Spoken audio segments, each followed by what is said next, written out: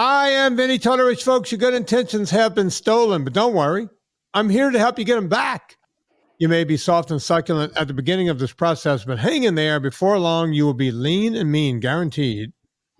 Just like the two young ladies that are on the show today. They've been on the show before, and I can't wait to get back into it with them today. I'm talking about Tara Van Dussen. She's a dairy farmer. And Natalie Kovarik. She's a cow farmer too, but she doesn't sell cows. She sells beef. That doesn't come from cows, right? We're going to find out about that. All right, folks, welcome to the show.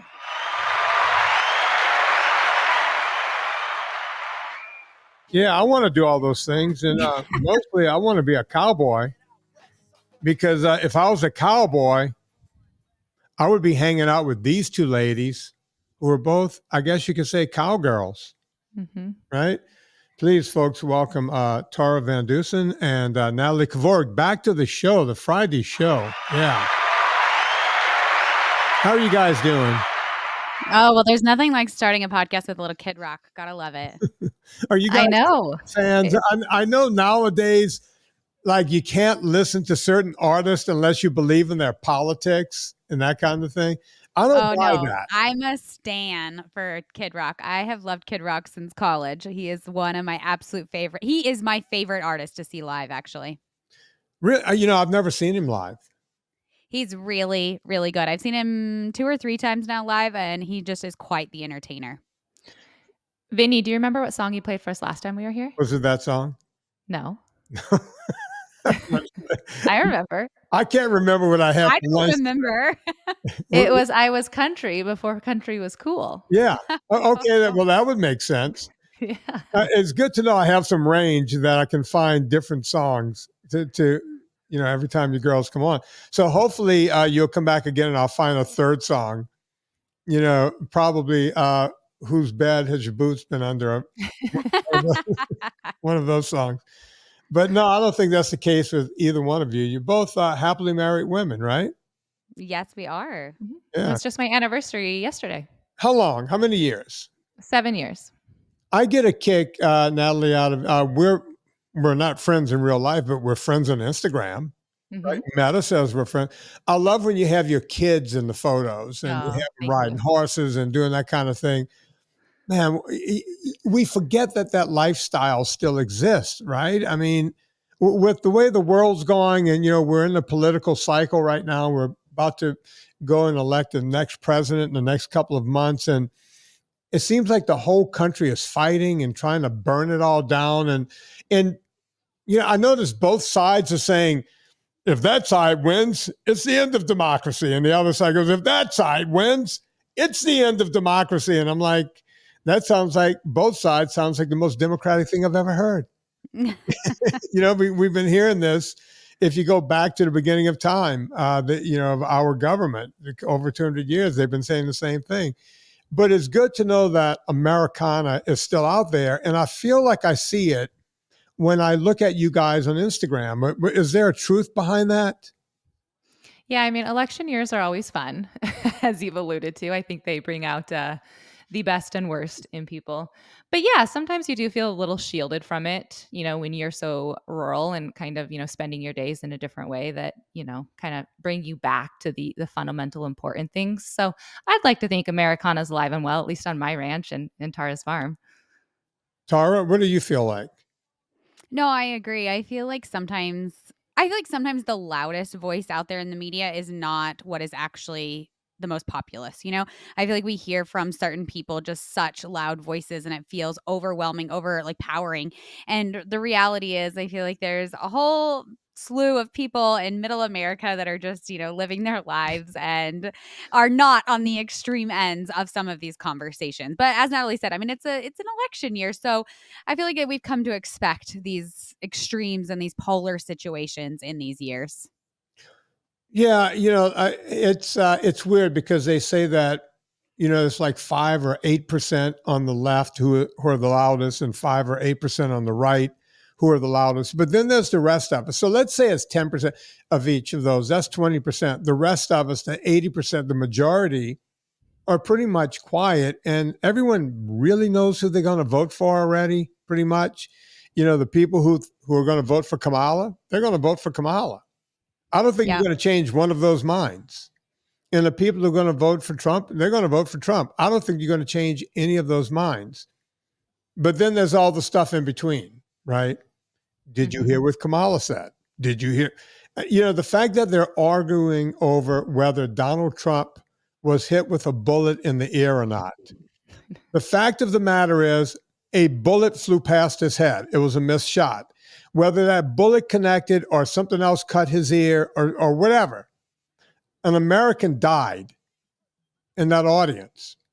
And, that's all anyone should be concerned with, was that we've gotten to the level where we have a man who died, right? A guy who was trying to protect his family from bullets from raining down on him, right? It's a sad state of affairs when you get to this. But we've been here before. John Wilkes Booth, might have heard his name in history class, Maybe once or twice. And Sirhan, Yeah, it is interesting because, as you mentioned, like learning about this in history books, Tara and I probably didn't ever think we would live through this in our lifetime, right? These are things that you read about in history. These are things that happen to former presidents or former, president-elects, not the, presidents that are running when we're voting, not when we're parents and raising our children. And so, I mean, I remember right where I was when I opened up Twitter and saw the news break. So it is kind of surreal to kind of be at this place in history and be a part of a history books, I was on my way to a bull riding event, and I called my assistant, Debbie, to ask something. And she was like, she didn't say that the president had been shot at. She said she didn't know yet. She was like, there was a shooting at a Trump rally. And I said to myself, sounds about right. Shocked it hadn't happened before now. Yep. Yeah, I think that sentiment was similar for a lot of people. Yeah. And then by the time I got to that bull riding event, they announced before, right before the national anthem, they said President Trump had been shot at and been hit. But again, these are all early things, right?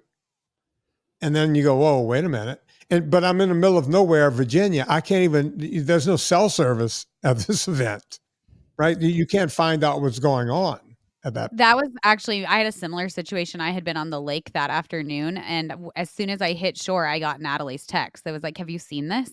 And I was like, no, this is literally, I opened my phone. This was the first thing when I got service. And so it was like kind of went into scrambling mode to like get up, we had to like go up like a big hill where we could get better service and be like, wait, what is going on? Like, so I also felt kind of out of the loop and not sure what was going on until I could get good enough service to actually, get on the internet. Yeah. But I said all of that, and we've said all of this in order to say that you guys live a different kind of life. You're living out there. Now, Natalie, where are you? Where do you live? And tell the audience what you do. I currently live in central Nebraska. I grew up in Montana, though, so I've always kind of been a rural kid, lived a rural lifestyle. I grew up on a cattle ranch, and my husband and I own a cattle ranch now. And the reason, I'm on this podcast and, why we connected is because Tara and I have a podcast called Discover Ag, and her and I share online kind of about ranching. For her, it's dairy farming, but really about agriculture, where our food comes from, having conversations that are both entertaining and informative kind of around that, just reconnecting people back to rural America and the people who are growing the food. And Tara? Yeah, for me, I am in rural New Mexico, and I have been pretty much born and raised in New Mexico my entire life on my family dairy farm. Ultimately married my husband, who is also a dairy farmer, and now raising our family on our dairy farm. I always joke that my milking barn, I'm about 150 steps to my milking barn, and about 100 steps to, my backyard is literally our close-up pen of cows. So, that's how I grew up and what I know, but I do really love it. I love getting the chance to raise my family in a similar way that I grew up with. Is there a war on cattle farmers and dairy farmers? Do you feel like there's a war? Do you feel like you're in a fight for your life? Every time I talk to anyone, they'll say, oh, they're trying to shut down every dairy farm. They're trying to shut down every beef farm out there. I grew up with a lot of kids who raise cattle down in Louisiana. There's a lot of grass, so you could just graze them, right? You can Yeah. you can get them up to weight pretty quickly and get them to market. What's going on out there? What's the truth? We hear this stuff, and it always seems to be conjecture. But what's actually going on in both industries? And either one of you can start. Yeah, it's funny we started this conversation talking about the polar extremes. I feel like probably something similar could be said for this conversation around animal agriculture, that we do have like the animal activists, like the more like not just being vegan but like vegan extremist, that are maybe a small percentage of the population, but they are very loud. And I feel like one of the issues with them being pretty loud and fairly aggressive is that they are, dictating different conversations around animal agriculture. Like, for example, just last week on our podcast, we talked about some ballot measures that are going on in Denver for them to shut down like slaughterhouses inside Denver city limits, as well as banning the sale of furs. And, no matter how you feel, I guess, about, slaughterhouses or even about furs, it is essentially like a small group of people who are making this decision for like a larger group of people. I mean, it'll ultimately go to ballot, and then it'll be voted on obviously by a bigger population.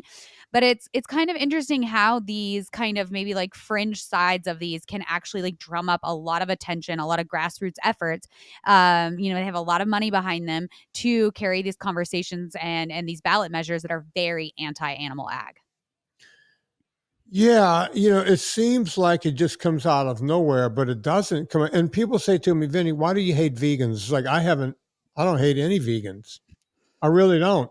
I have vegan friends, right? A lot of vegan friends. I hate the vegan, as you just said, Tara, the vegan extremist. And the Yep. people who, and by the way, they're not really vegans. They have a whole different agenda.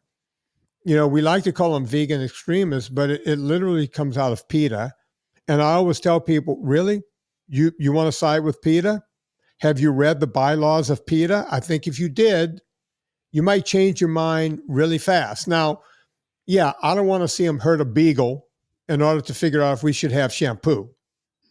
Couldn't agree more, right? I don't want to see animal cruelty in any way, shape, or form.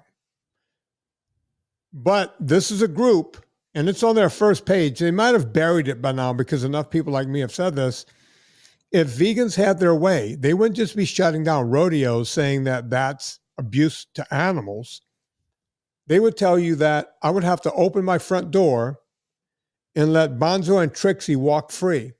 Those dogs wouldn't make it 3 blocks before they got hit by a car because they think every car yields to them, right? They don't know that cars can kill you. So am I supposed to do that? Am I supposed to just open a door and let my animals die? Right? I think this is actually something that is similarly shared, like a train of thought with like ranchers and farmers too.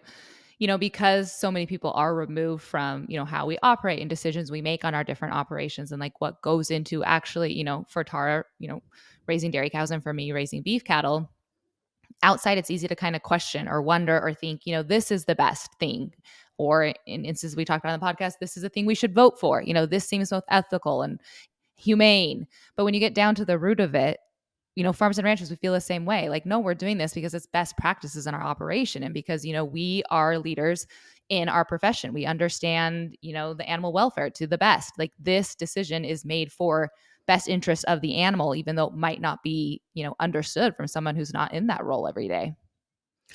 It's so true. A lot of times when I see vegan propaganda film that were shot inside of a killing floor or, inside of a dairy farm, this sort of thing, I tell people, do you realize that film has been around since the early 1970s? Say, what are you talking about? It's like, no, I've been following this for a long time. I haven't seen any new film.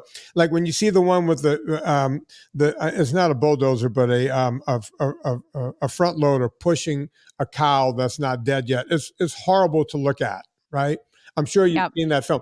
And I can name 10 other films like that. One of them is a ritual killing of, I want to say a cow or a lamb. I want to say a cow, but it's a religious thing that was done somewhere in the Middle East where they do these sort of things. There was some bloodletting and the cow's still alive and the whole thing. It's like, you do realize that that's not what goes on. These are things that were pulled out of context. And if you think it was pulled out of context last week, take it from a guy who started doing this 40 some odd years ago and saw that same film 40 years ago, that same footage. It's really crazy Yeah, how I much see this a content. lot in. I don't know who it's I see big. this a Sorry. lot in. Yeah, there's a huge lag. Sorry. Um, I see this a lot in a lot of the dairy films too, is it'll be footage from other countries and, right or wrong, like there's different practices in different countries that is different than the United States. I've also seen where they will take the same video and they will mirror image it so that it makes the footage look like it's lasting for like a long period of time.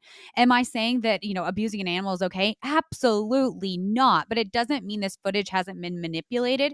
And I think one of the scary places that we're headed is very quickly with AI. I could see instances where it's not even real footage, it's AI generated. And I think that could be a really scary place where we could end up, because I think it'll be hard for people to differentiate it's already hard for people to differentiate, like you said, what's old footage from 40 years ago and what's actually happening now. Imagine when they can essentially make whatever they want to have happen in a video. Natalie? I just think it's crazy too how we've gotten to a place where context really isn't important anymore, or people don't ask for context or clarification or more information, or go beyond the soundbite or the headline. Like everything is just really taken verbatim in today's society, as fact. And it's obviously a root cause for a lot of issues and not going to get any better if we don't get back to a place in society where we're asking questions and like taking self-initiative, to better understand something. I remember, and this is apropos to what we're speaking of, we were still living in California. And my daughter was still not in college. She was living with us.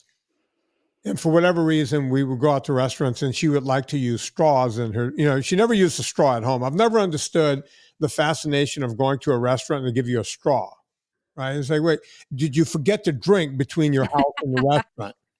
Right? So I've never understood the straw unless you're having a milkshake, but that's not the kind of restaurants we went to. And would you like some water? Yes. My daughter would put the straw in it. Well, all of a sudden, these paper straws started showing up. Oh, they're crap. And I was like, what are you guys cheaping out at this restaurant? And say, oh, no. We have to use paper now. It's like, why? It's like, did you not see the image on the internet? It's like, no, I missed it. What happened?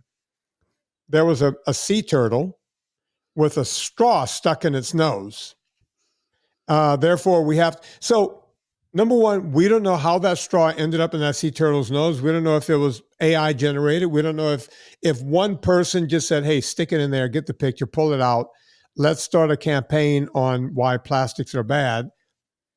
And California made a law right away. Was it on the ballot? No. All restaurants right now, you go to paper straws. You go to something that doesn't work, right? You put paper in water, guess what happens? It's a little soggy. Yeah. So my daughter's like trying to drink through something and it can't even work. Now you're using more paper and more straws and the whole thing. But they made a decision made on just something that someone saw on the internet, right? Yeah, we just covered this, not this on the podcast, turtles and straws. But a couple weeks ago, it's been super trending on TikTok, rubber fruit. This concept that there's rubber fruit in grocery stores and consumers can go out and could shop rubber fruit and, let the conspiracies roll after that of what people are saying about why it's there and what the government's trying to do to our food system, et cetera, or farmers and ranchers are growing, et cetera, et cetera. And Tara and I, we obviously had a very in-depth conversation about it, talked about a lot of different things about why your, watermelon could have a rubbery texture, on and on. But we also talked about how many people probably just went out and literally brought rubber fruit so that they could make a video and go viral on TikTok for their moment, of fame and to be part of the bigger conversation with fake material, with a created narrative. It's wild. Right. Well, and look, just to continue this conversation, you guys, you're probably too young. Maybe you remember this, maybe you didn't, but when cell phones first came out, even before the flip phone, we had just the ones that didn't even flip open, right? And they were kind of a big thing and you held it in your hand. And a rumor started that that there's some kind of electronic kinetic thing that can happen with static electricity so that if you're filling your car with gas, the phone can make your car I remember explode, this. right? To I the still get a point- little nervous with phones. So you see, you get nervous about that, Yeah. right? And I remember when I first started dating Serena, that was over 17 years ago. She was like, "What are you doing? What are you doing?" I would have my phone up to my ear, pumping gas. "What are you doing? You're going to blow the." It's like, Serena, look, it's written on the pump. Every pump had "Do not use a cell phone," right? Yep. Did it Yep. ever actually happen? No. But did OPEC nations cause every gas station in this country to put the stupid sign based on no science whatsoever about some car blowing up somewhere because they were putting gas and a guy was talking on a cell phone? It was never proven to be true, ever. But now, here's my thing. Hang on. If this is actually a problem, would every gas station not have a security guard out there wrestling people to the ground if they got out of the car with a cell phone up to their ear? If this was actually a problem. The same with an airplane. Remember, now everybody, you can use a laptop, you can pull out your phone, you do whatever on the airplane, right? They don't even give you a screen anymore in some planes. They go, "Hey, we're going to give you a code. You just go right in. We'll give you the Delta code, what have you. And you can use your laptop, use your phone. You can have 5 monitors in front of you. We don't care." A few short years ago, that wasn't the case. It was FFA rules. If you even pull out your cell phone, this plane can fall to the ground. Now, if that were true, they would have confiscated every cell phone when you went through TSA and said, "You cannot get on this plane. This could bring this plane." If it was true, because who knows who's going to the bathroom and making a call? They would be confiscated. They would have metal detectors pulling phones off of people left and right, but they didn't. And when they didn't do that, it made me go, okay, this is not a real problem.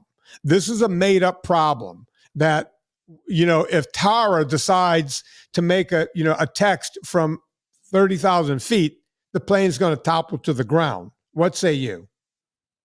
Well, I was going to say, Vinny, you said the taboo word, though, that no one, isn't accepted anymore. People don't like to talk about, which is science.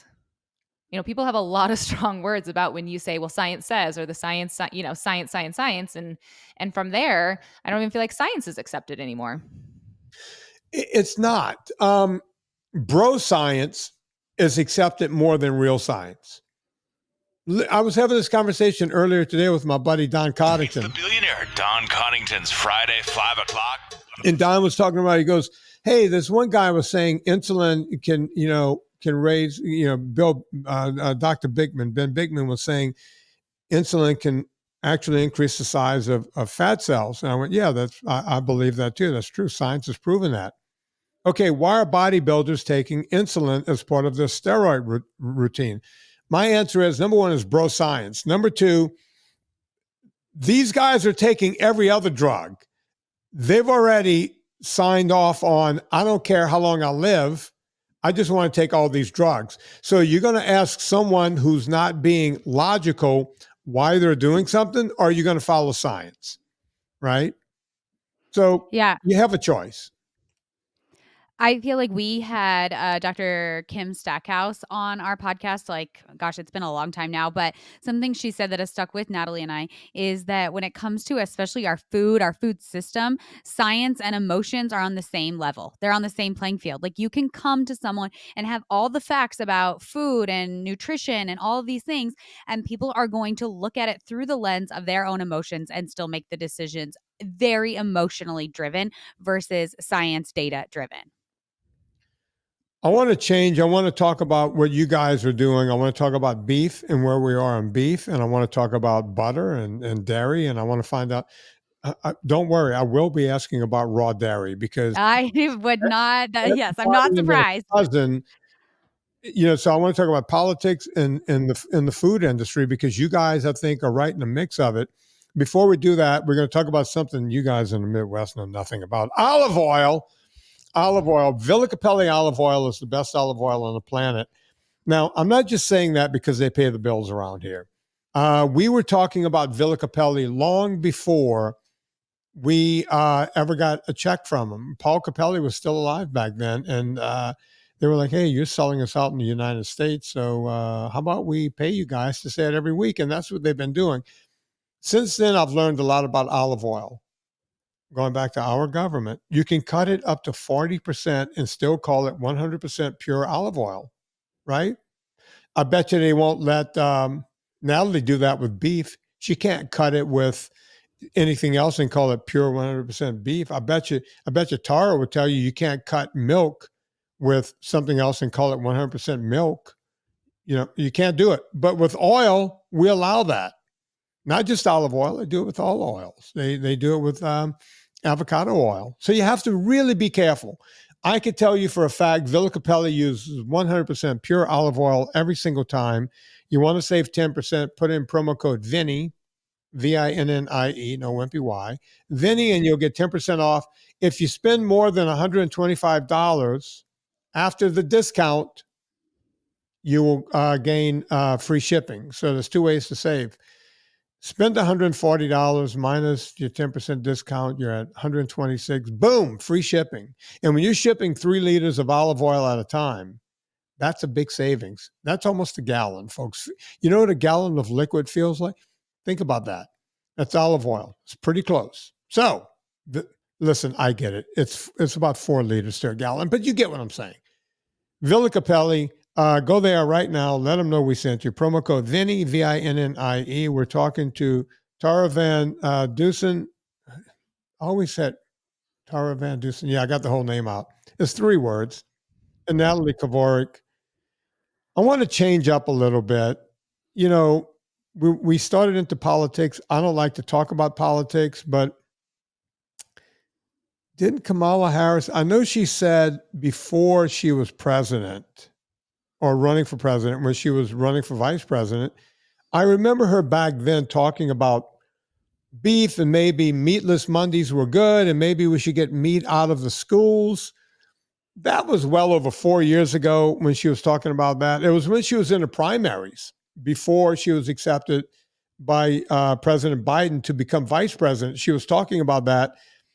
It was scary enough that the woman who became vice president was talking about cutting meat out of schools. Has she changed her opinion? Do you guys have any knowledge on the fact that maybe she went, maybe I was wrong about the red meat thing. Maybe I was just saying something to get elected. What's going on there? I don't. I think actually a lot of the things that's surfacing online is that some of that old footage that you're talking about, you know, obviously not current day.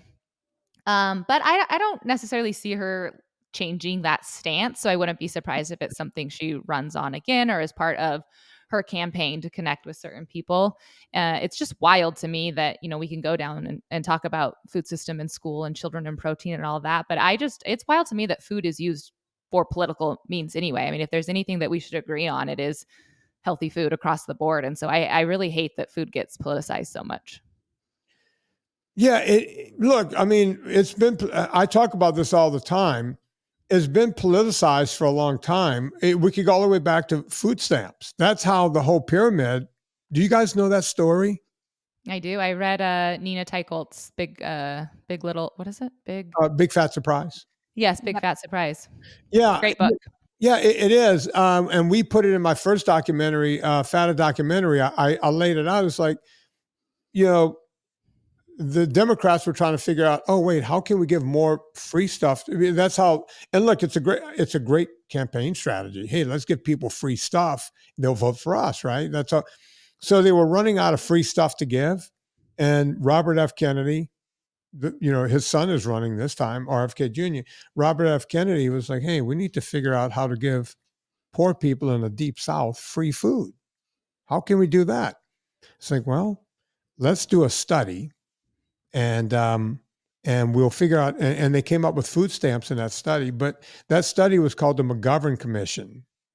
And it started in 1968 to accomplish one thing, right? But they kept it running for 10 years. Can you imagine a committee going for 10 years? Now these congressional committees, they start and finish in about 3 weeks or a month, right? We just saw the January 6th committee. How long did that go on for? A few weeks, something like that. And they always have a committee that goes on for, This went on for 10 years. And during that time, Ansel Keys got in there and said, you know what? I'm going to start pushing my agenda. They had already figured out food stamps, but they kept it going. They kept that open and they kept meeting. And at the end of it, they said, meat bad, grains good. They hit the gavel and said, that's what we're going to go with. And very shortly after that, we started seeing, all of this stuff coming out. And by the early 1990s, we had a pyramid. Crazy, Yeah, right? and we haven't been able to unring a lot of the, misinformation that's come out of that. That bell has been rung, and here we are still trying to fight things like, myths around cholesterol and meat and cancer and all these different things, because once people get something in their mind, it's hard to undo it. I wrote that down though. McGovern Commission, is that what you said? Yeah. I want to learn about that. It was actually the McGovern Committee, not Commission, Committee. Go look that up. Rewatch Fatta. Have you ever seen Fatta documentary? My first movie. Yes, but it's been a while. I was just thinking I wouldn't mind watching that again and refreshing, because I do feel like this conversation around fat is like gaining momentum, that we're finally, like Natalie said, it takes decades to unring or retract those statements. And so I feel like we've had this war on fat and replacing fats with lots of sugars. And now it feels like we are trying to like rewind the tape and be like, fats are not the problem, but maybe we shouldn't have added sugar added to everything. And I'm hopeful that there is some actual movement in these conversations of moving in the right direction and kind of fixing the wrongs that have been done. We're all saying the same thing. I always say you can't put the toothpaste back in the tube, but Nina has sat with me in this very house, right? She was hanging out. She comes sometimes and we're friends. And we were sitting one night having a couple of drinks going, are we making a difference at all? Like, is anything happening? Because as you said, Natalie, you can't unring that bell, right? There's no way to move time back and say, let's do a do-over. Just like there are people in California still using paper straws, right? And you sit here and you go, oh, well, that's silly. Yeah, but they're still doing it. And when you ask them, they'll go, well, that was a turtle with the nose. Come on. And in their minds, there's that Mandela effect. I don't know if you guys know what the Mandela effect is. Go look that up later. But then the story becomes something else. They found 1,000 turtles with straws up their nose, when in fact, we don't even know if there was one turtle with a straw in the nose, right? Well, and as you highlighted, I think people like to feel like they're doing something, and to circle back, you originally asked us, like, is there a war on beef and dairy? And I think in today's society, when we want everything, packaged nice and neatly and straightforward and black and white and no gray area, when people do feel like they want to, combat quote unquote climate change, and they get told an easy thing to do is meatless Mondays, they just check the box. Like, that's an easy thing for you to feel good about. Like, you are playing your part. You're doing your role. I won't eat meat on Mondays. Great. Check. I'm a good person. I'm doing my part, and well, I have a lot more to say about that. Well, look, it's sad, it's sad, but it's true. We, the whole, people, I get called a climate change denier, right? Or actually they call me a climate denier. And I always go, wait a minute. I've never denied that we have a client. And I've never denied that we have climate change. The problem I have is what's causing that climate change. It can't possibly be the bazillion of cars on the road and all the factories spewing crap out into the air. It's got to be something that existed before that, like a ruminant, which makes zero sense. Go on. No, I think that's such a good point. I mean, Natalie and I obviously have this conversation a lot. And I think one of the issues also is that when you start having a conversation about ruminants, it's so more complex. There's so much nuance to the conversation. It cannot simply be this conversation that you have in a vacuum chamber that is just looking about carbon in and carbon out, right? Like, if you're like, cows produce X amount of carbon. Oh, well, if you took them off the board, then we'd fix the carbon problem. And it's like, what about all of the other things that cattle do that are positive, whether that's, nutrition, nutrient dense foods, what they do for our soils, the list goes on and on. You are not in a vacuum. Your ecosystem is not in a vacuum. It's all of these things playing together. Like, there's so many studies that biodiversity goes up where, ranch land has healthy soils and there's, grazing animals, but none of that gets talked about. It's just too simple for people to say, this is the carbon, remove the cows, remove that carbon. And that's just not the case. Well, and I don't think people even know. Like, I don't think if you were to poll the general public and say, when you're upset about methane belching cattle, that is the same thing as you mentioned, the bison that roamed the earth when, before we were here. Like, I don't even think people can like put those two and two together. And sometimes I think you share that and then they start putting the puzzle pieces together. Like, oh, I didn't realize that that's what a ruminant animal was. I didn't realize that, ruminant animals, as Tara mentioned, also do this. There's just such a disconnect, I think, from some of those beginning portions for people to even start thinking about. Well, there are a lot of other ruminants that are still roaming the planet, but they don't talk about those because they're in Disney movies and they're too cute. Yeah, I'm not trying to be funny. I mean, that's no, I know you're totally right. Well, they call it the Disney effect. Yeah. I mean, that we humanize animals, and that's a problem because then people are disconnected from, what nature actually is. Like, nature's vicious. I think Tara always shares that like one of her favorite graphics is like a vegan thinks that a deer passes away, like he's on his like a hospital bed with his like family around him, and he like closes his eyes, and it's like in reality that deer's getting mauled by a wolf, and then the wolf's getting mauled by a grizzly. Like, it's vicious. It's like nature is hard. I've heard people talk about like old animals who get attacked by other animals who lose their teeth and then they starve to death. I mean, it's vicious out there. And when we remove, and as you said, the Disney effect, we humanize all of that and gloss over and paint over it. We're not doing any justice or helping ourselves either. I can tell you there are a lot of deer hunters. I've never actually done this myself. I've only seen it a few times where I couldn't bring myself to doing it, where they've shot a deer to put it out of its misery. They get too old. They're frail and feeble. They're walking around and falling and holding, and you see it from your tree stand. And, you have to do this animal a favor, right? Why let that animal live in another week or 2 weeks of absolute misery until it dies? You can actually help this animal, right? And I've heard a lot of hunters, just doing that, just putting an animal out.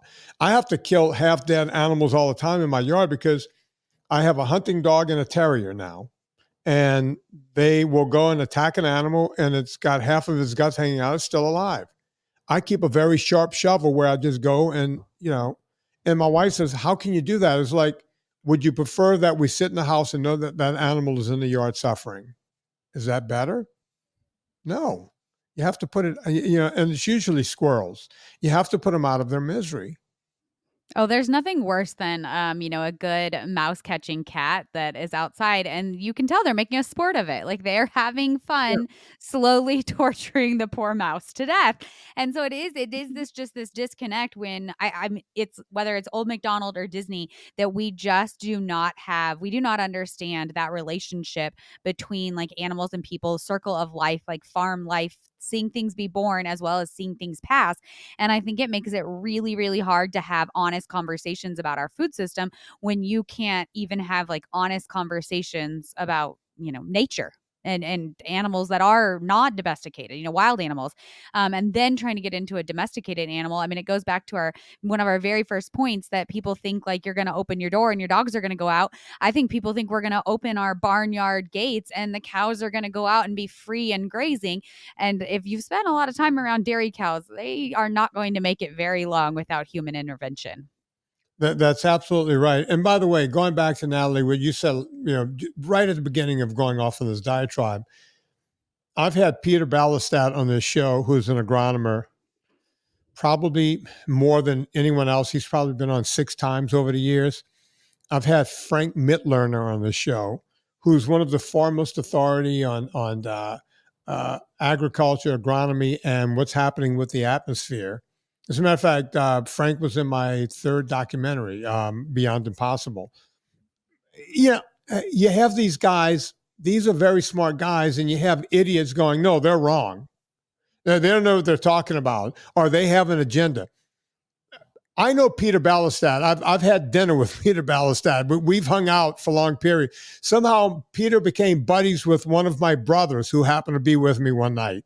And I think they still have conversations from time. Peter does not have an agenda, right? Other than, hey, I'm sorry, this is how it works. There is nothing. And by the way, it's not certitude, right? He's not sitting there going, I'm certain about this. This is it until you show me different science. And don't make up that science. I think it's Albert Einstein who said there's nothing more dangerous than a confident idiot. Is that right? I think Something close to that. Yeah. And I always think about that when you say that, certain people aren't believed all the time. Or that they're, and that's actually something that Tara and I talk a lot about too when it comes to our food system. And when her and I talk about like cattle and the climate too, we always talk about how, we're not denying that we have a climate impact or climate footprint or all of these things, but so to your sense of like not we get called like denying climate as well, but I think people just I'm sorry, my kid just walked in. That's motherhood there. We were talking about those kids at the beginning of the show. And look, this is real life. That's what I love about podcasts. It's real life.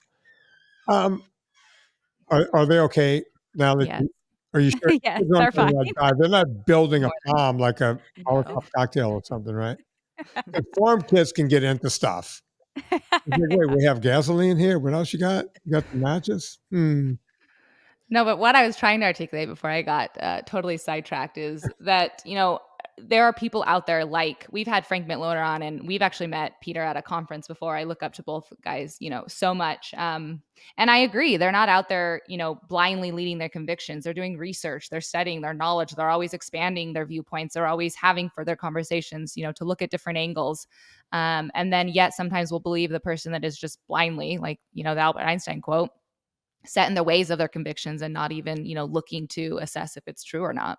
Well, and talking about agendas, I mean, we all saw the piece that was put on out on Frank that was like a hit piece from, was it the New York Times? I forget who it was, that just absolutely like blasted him, had so much misinformation, blatant like lies about him. And it's not like he hasn't ever been upfront with, where his research is at, who's funding it. And he is like the first to say agriculture can do better. And you and I, Natalie, say that all the time. Again, we're not denying that we don't have an impact. We're not denying that we can't make changes, but there's a difference between removing animal agriculture and making changes to the system. Like those are two very, very different conversations. Well, think about the footprint. If we go back let's go back exactly 100 years, right? 1924.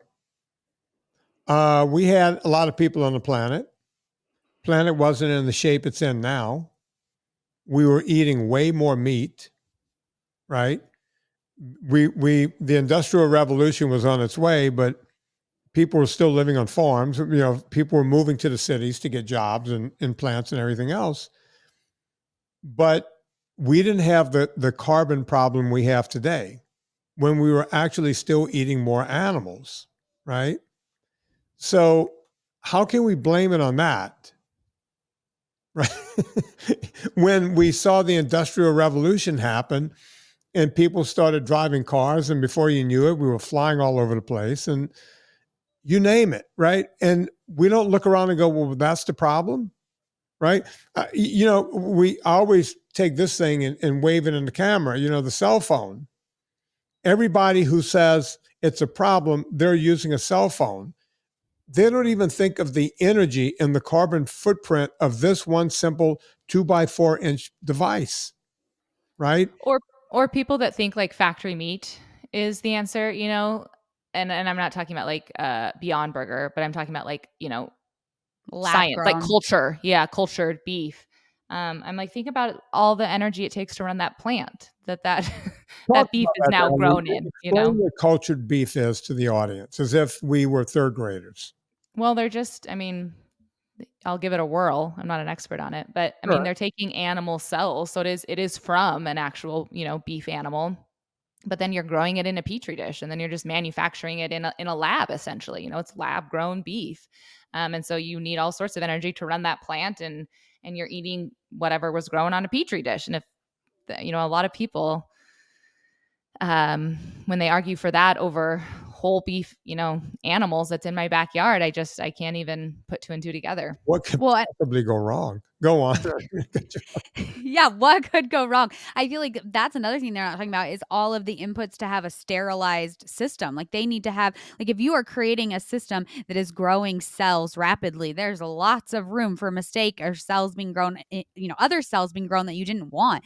And so there's been research done more recently about what it's going to take to have, a very contained environment where you grow exactly what you want versus what you don't want. And, a lot of greenwashing, I feel like, goes on in these conversations that like they can just make a blanket statement like, oh, we're more environmentally friendly. And it's like, with what data? I mean, we're talking about Frank, out at UC Davis, they did a study recently that showed it could be as high as 25 times higher than conventionally raised beef. Like we have no idea what the implications are going to be for culture raised, lab grown, whatever you want to call it, meat. I mean, we just don't even have the data yet. So for them to make those statements is, pretty far fetched in my opinion. Yeah, I did the entire third documentary. Did you guys see Beyond Impossible? It's okay to say no. Yeah. We debunked it on our podcast with you. That's right. That's right. Or not debunked it, but you were part of our debunking series. You were one of our positive highlights. Yeah. Yep. So if you remember in that movie, the whole idea came out of, I was sitting there going, wait a minute, they're saying this is better for the environment. So I was bored one night and I just got on my computer and just started doing a computer search. It's like, where does it start? And by the way, folks, when people say I went on the internet and did my research, the first research, you end up going, you got to go to not the dark web, but you have to cut out all of the sponsored stuff and all this different kind of stuff. A guy named Dan Lynch taught me how to do this. It's a method where you could cut it down to, you get rid of all the sponsored stuff, all of the stuff from Meta and everything else, and you get down to just pure articles, right? It's not fancy. If you go 20 pages deep on Google on anything, you'll find it there, but there's an easier way of doing it. And I just started doing these searches to go, okay, where is this stuff coming from? Ooh, wait, hang on, China. So you go, all right, China, okay, all of a sudden China's involved, right? That's never a good thing.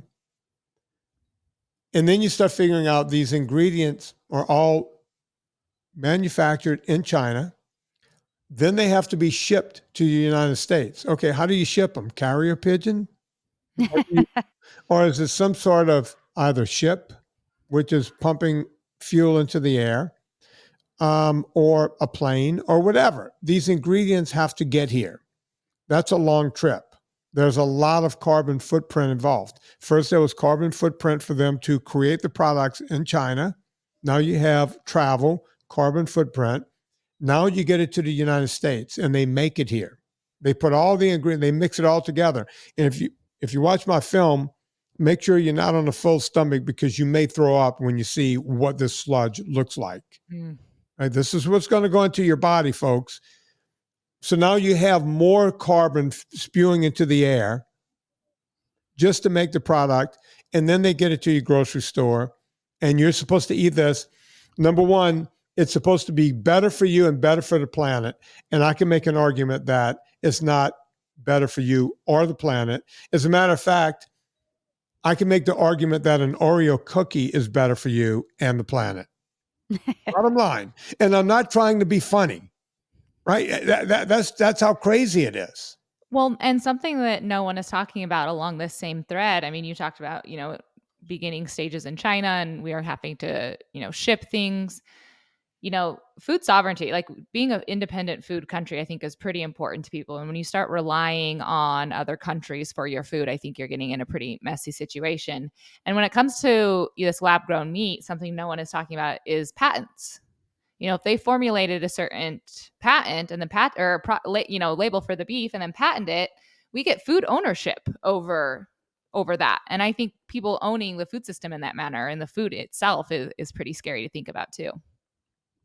Well, yeah, think about drugs. it's the same thing. They get patents on drugs. Look where that ends up, right? When I was a kid, you could not have a drug commercial on television. It didn't exist. We were too busy with alcohol and cigarette ads. Yeah. And crazy enough, we were healthier. That's something you brought up, tobacco. That's something that Tara and I have been like kind of diving into, but it's like the ties of big tobacco and big food and like how they originated together, which is pretty scary too. Oh, and by the way, they're taking all of the stuff that, Madison Avenue, Madison Avenue did for tobacco. They used the same techniques, exactly the same techniques. Yep, that's exactly what Natalie and I have been diving into is, how when they started cracking down on tobacco, it was like, okay, well, what are we going to invest in now? How are we, what are we going to use our talents for? I hate to say it like that, but I mean, it's kind of the truth. And how do we create, this ultra processed foods and things and, lobby for that in Congress and all of the ramifications from there. And it gets pretty dark, I feel like, pretty quickly when you start going down there. I want to change a little bit. There was something you guys wanted to talk about before I get into the raw milk thing, because don't worry, we're not going to do it. Western culture, trending in mainstream, Dr. Phil, this kind of thing. I read it in your show notes. What were you talking about there? I'm not familiar with that. Just bring me up to speed. Yeah, I feel like something that Natalie and I have been seeing as we've been covering news articles and just in general, like culture, pop culture that we're seeing is this phenomena of people being more and more like interested in like Western culture. Like whether you mentioned being at, a bull riding, people being interested in PBR, whether that is Dr. Phil, his media company is now covering PBR, whether it is mainstream artists going very, Post Malone going very country. Like it just feels like everyone is having these touch points now with Western culture. And it's really kind of cool to see because while it is not directly agriculture, it still feels like it's kind of in the realm of people being interested in this. Well, I saw a thing, it wasn't long ago where F1 did a series on Netflix. Are you guys familiar with F1? Mm-hmm. A little bit, yep. Every girl between the ages of 19 and 28, fell in love with this because these are sexy men. And they're in these sexy machines doing very dangerous things. My daughter took to it but my daughter loves sports events. She loves football. She really loves baseball. But she took to this, this F1. Oh my God, F1 is like, what do you know about F1? I've been trying to get you into cars. I would buy fancy cars. And she was like, yeah, we're good. Her dad, she's my stepdaughter. Her dad has fancier cars than me. You could take them or leave them, right? All of a sudden, F1, it's like, oh. And then my wife told me, she goes, have you ever heard of PBR? And I said, yeah, professional bull riding. Are you kidding? She goes, oh, you know about that? Well, yeah, I grew up in the middle of nowhere. It came out of rodeo. It was kind of the icing of the cake of every rodeo was just the bull riding. And PBR broke off years ago, and it's a big thing. I mean, they're cultivating these bulls. I mean, some of these bulls are $500,000, $1 million.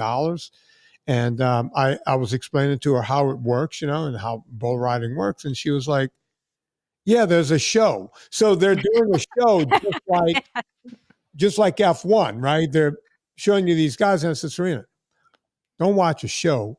Just go to one of the many channels we pay for and go watch the PBR. That's all the show you need. That's the show.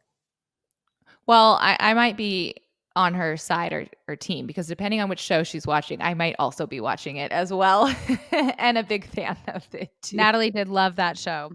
Yeah, I wait, can you hear me now?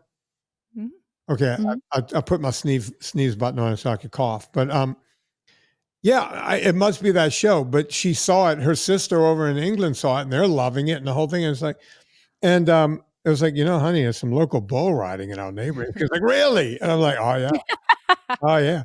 And we went out there, and she loved it. She loved the people.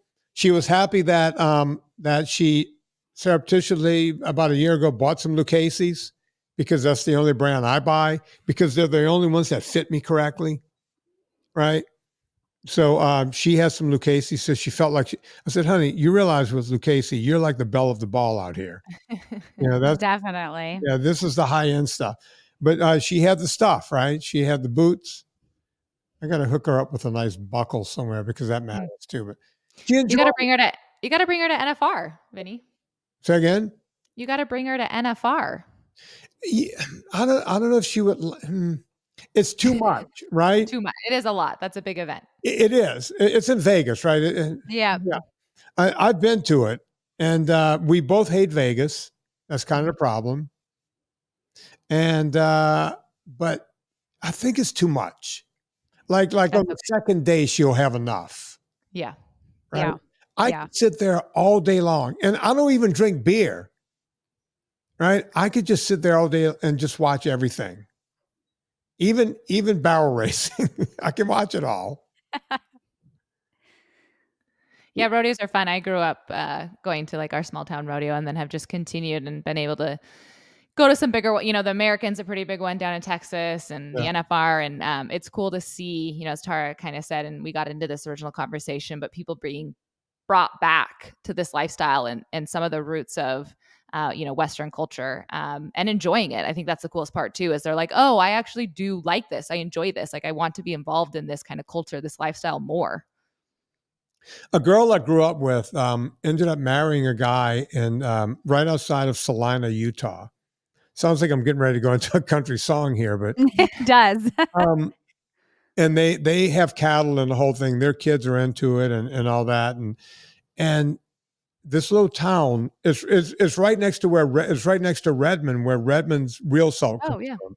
And I knew about Redmond's back in the 80s because every time you went to Salina, it was like, oh, the only salt they sell in this town is Redmond. So I know the family that owns Redmond. That's how we ended up getting it. Go on. Have you gone through the salt caves there at all? We use it in our ultra salt product. We use Redmond's real salt. And have you done it? Have you been through? No, but we talked about salt on the podcast a couple weeks ago because it's also trending on TikTok right now as like a wellness hack. And there's a lot of, misinformation being spouted about that. And as I was reading about it, I was just reading about, Himalayan salt and, some of the salt caves over there. And just, I don't know, I think the harvesting and the processing of it all is pretty neat and interesting.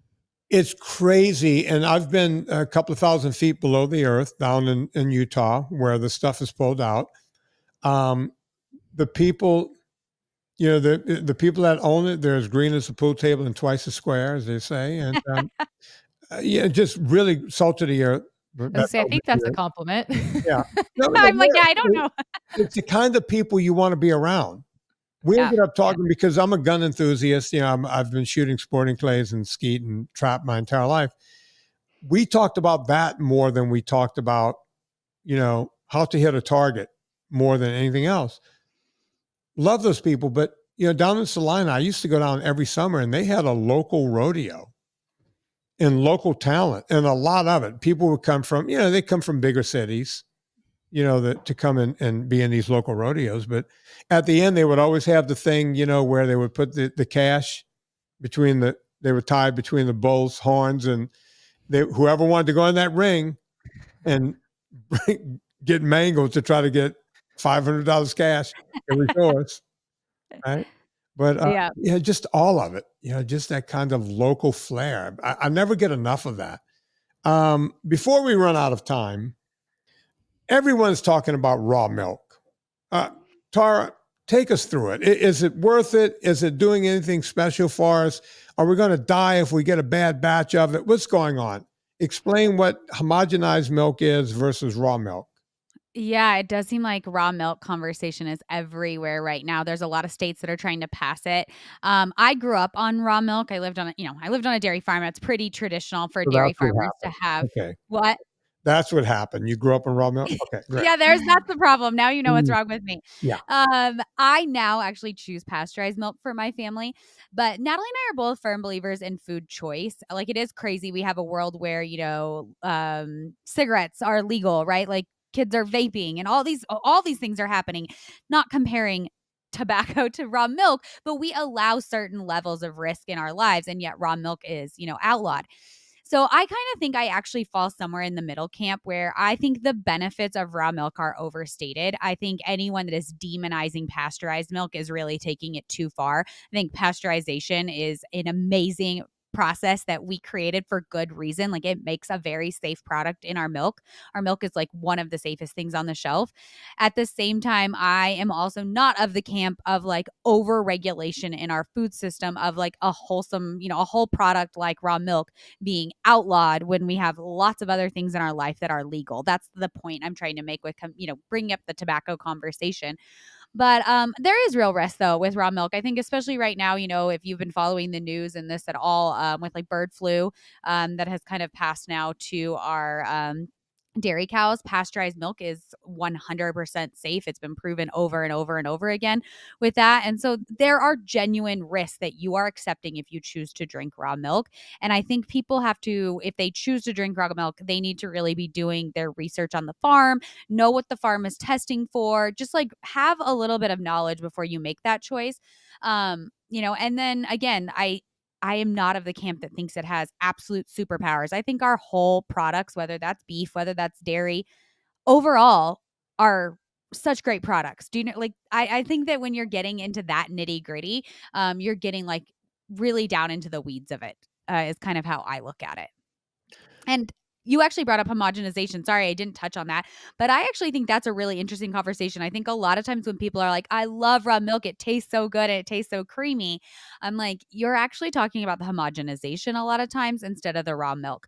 Because homogenization is where you break up the fat in milk so that you don't end up with all the cream on top. You can get pasteurized, non-homogenized milk.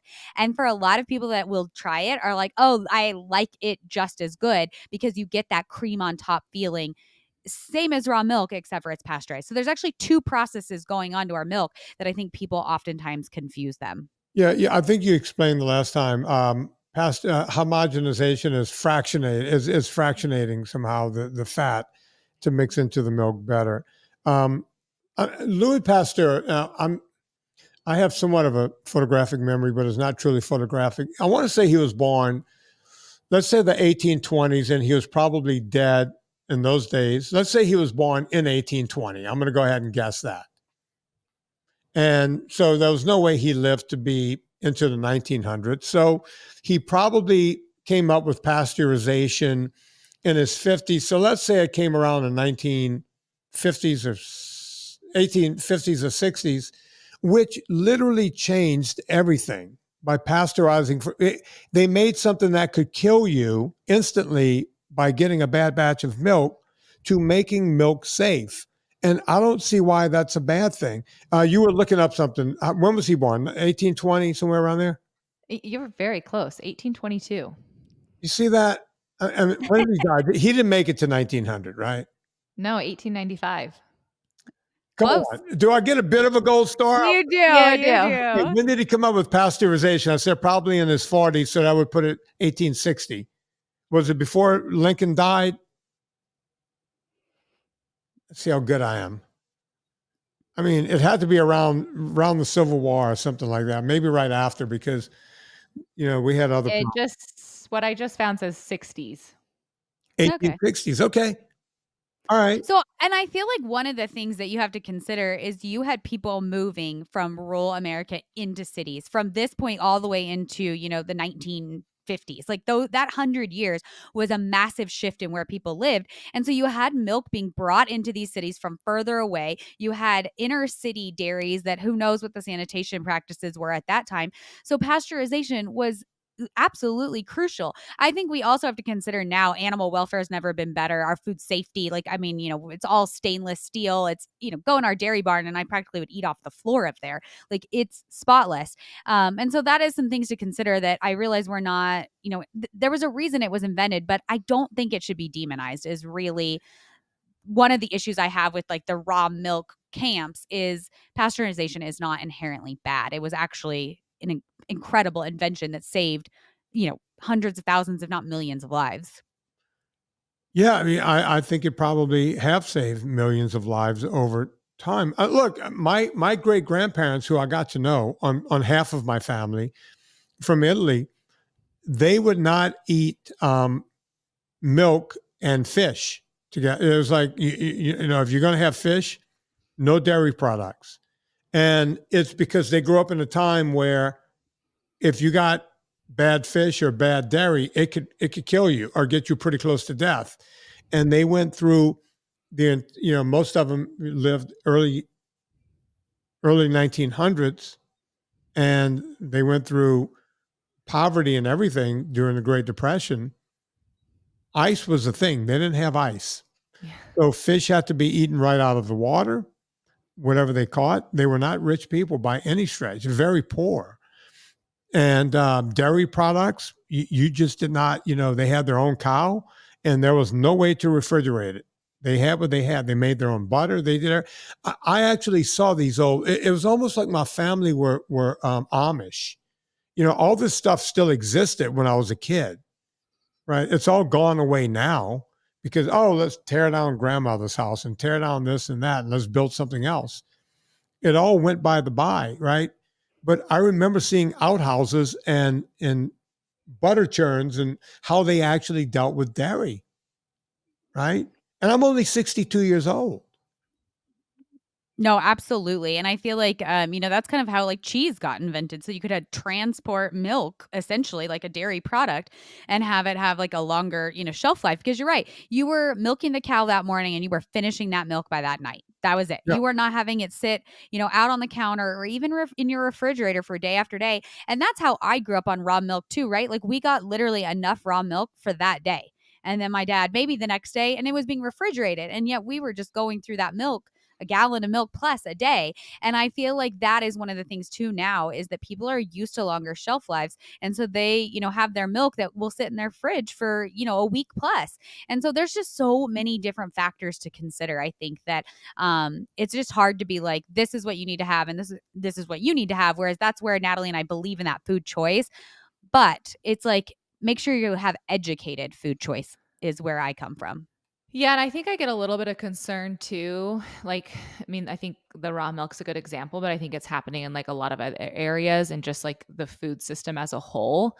But Tara and I have been talking a lot about the podcast about how like our generations and, those behind us are really kind of like romanticizing and creating like nostalgia around food. And, I'll hear people who advocate and argue for raw milk a lot saying, well, now it's called raw milk, but, hundreds of years ago, it was just milk. That's all there was. It was just milk. There wasn't something else, and that's what our ancestors drank and ate. And it's like kind of the conversation we had. Well, yeah, they did, but there was also like X amount of people dying from it, or they had to do, this to it, or there was this, terrible thing about it. And for some reason, like we're removing all of that and just remembering like the nostalgia portion of it. And I think that's like a really dangerous thing to do to our food system. Yeah, and we have to go back to, I was talking about the Industrial Revolution and how people moved from farms to cities. And now we have people congregating. We have large masses in small areas. Not everyone can have a cow, right? Yep. Whereas, not everyone wants one. Yeah. Look, when I was a kid, there was still pigs. We my cousin, slopped pigs. That's where the bacon came from. I mean, that's where the meat came from. You just don't, it's not around, and people can't, you can have that nostalgia, but unless you want to go live like the Amish, good luck. Yeah, or unless you want everyone to, like you said, be involved in the food system where you have the milk cow and you have your pork and you're being a part of it. Like we're not going to be able to go back to historical ways that we harvested food, like when people are against like big ag and centralization or like technology in the ag industry, all those arguments. I'm like, that's just not feasible. Like we were at a completely different place in history and you're just remembering the good parts of it. There are a lot of people who would be like, at that age and that time in history would be like, don't be a farmer. Like it's really shitty to be a farmer, So like to try and put us back in that place thinking that's going to solve our food issues if we, hand picked our vegetables and we had less cows and they were all on grass, like that's not going to solve the problem.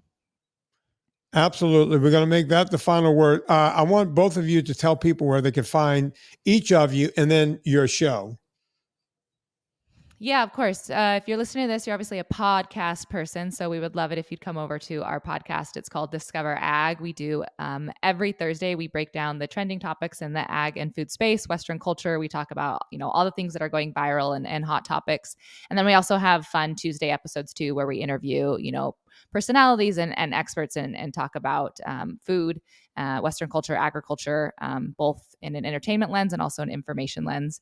And then I am on 3 different social channels: Twitter, Instagram, and LinkedIn under my name, Natalie Kovarik. And you can find me on the social channels as well at Tara Vander Dussen. Hang on, ladies. Don't hang up when we stop because we have to wait for something to upload. I don't know how the whole thing works. So please hang around, folks. I still don't know. Amazon has finally agreed to put my movie out. I have a 4th movie coming out. It's called Dirty Keto, and it was held up. It was supposed to come out on the 30th of May. Here we are at the end of July, going into August by the time this show comes out. And we still don't have a movie up. But Amazon wrote to me and said, hey, we'll put your movie up. We're just going to put a PG-13 rating on it, which we don't know. There's not one dirty word in it except the word dirty in the title. That is it. It's like PG-13. Okay, no one under 13 is going to watch my movie. But wait, you're doing that? And they won't explain why. As a matter of fact, I was with Mike. I'm going to name drop. I was with Mike Rowe the other day, and he's seen the movie. And he was like, wait a minute. I just watched the movie. What was in it? It's like, I don't know. But they're putting, that's what they do to me. They put restrictions on me that make no sense. So yes, keep looking for it on Amazon. I am working on a deal to put it up on other platforms once it comes out on Amazon. I finally figured something out to where I can try to get it around the world the way we used to do it with Gravitas. I'm not there yet, but I'm working on it. Rate and review this podcast. That's the way people find us. But I might ask the ladies of Discover Ag to have me on whenever the movie actually comes out. I'm begging you guys, please have me on. You're very popular. We'd love to. I was going to say, I think the last time you were on and we were talking about your last film, you had kind of teased that this was coming with your keto film. So yeah. So maybe it's time I come back on. So go check all that out. I'm not going to wait until the next time they're on to play this song. I'm going to play it right now. Let's see if it starts right from the beginning. On behalf of Tara and Natalie, my name is Vinnie Tortorich. Put life into living and do it with Miss Shania Twain.